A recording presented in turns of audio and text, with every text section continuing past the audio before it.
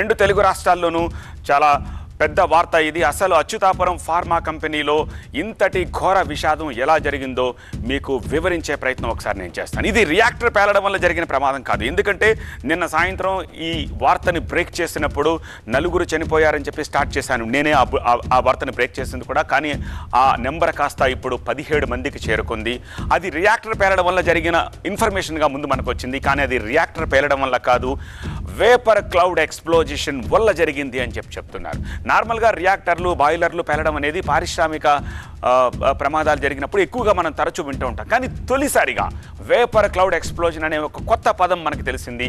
Gas leak అయినప్పుడు అది గాలిలో కలిసిపోతే ఏ ప్రమాదం ఉండదు. కానీ అదే గ్యాస్ లీక్ అయి తలుపులు మూసిన గదిలోనే ఉండిపోతే, ఒక ఆవిరి మేఘంగా అక్కడే ఉండిపోతే, ఆ తర్వాత ఏదైనా చిన్న స్పార్కే అవసరం లేదు. ఎందుకంటే ఎలక్ట్రికల్ సర్క్యూట్స్ రూమ్ నిండా ఉంటాయి కాబట్టి అది ఎక్కడైనా చిన్న స్పార్క్ కనుక క్రియేట్ అయితే plug on, plug off, switch on, switch ఆఫ్లో ఇమ్మీడియట్గా భారీ పేలుడు సంభవిస్తుంది.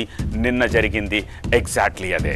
సరిగా చనిపోయిన 17 కుటుంబాల కథనాలు, అలాగే అట్ ది సేమ్ టైం గాయపడి ఇప్పుడు ప్రాణాలతోటి కొట్టుమిట్టాడుతున్న, తీవ్రంగా గాయపడ్డ, హాస్పిటల్లో చికిత్స పొందుతున్న వాళ్ళ ఫ్యామిలీస్ రోదనలు, వాళ్ళ ఆర్తనాదాలు ఎలా ఉన్నాయో, ఎసెన్షియాలో జరిగిన ప్రమాదం ఎలాంటిదో ఒకసారి చెప్పే ప్రయత్నం చేస్తాను. మీథైల్ టర్ట్ బ్యూటైల్ ఈథర్ అనేది ఒక గ్యాస్. అది గాలిలో కలిసిన వెంటనే ఒక దట్టమైన ఆవిరి రూపంగా మారిపోతుంది.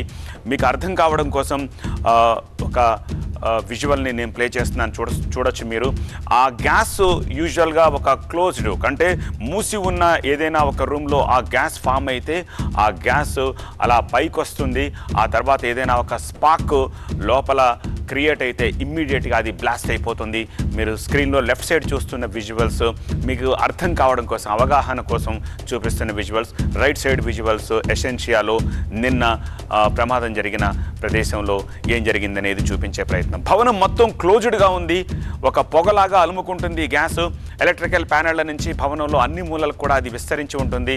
సో ఏదైనా స్పార్క్, మంట చెలరేగిన వెంటనే అప్పటికే పైపుల్లో ఉన్న ఆవిరి మేఘం విచ్ఛిన్నం అవడంతో పెద్ద బ్లాస్ట్ సంభవించింది.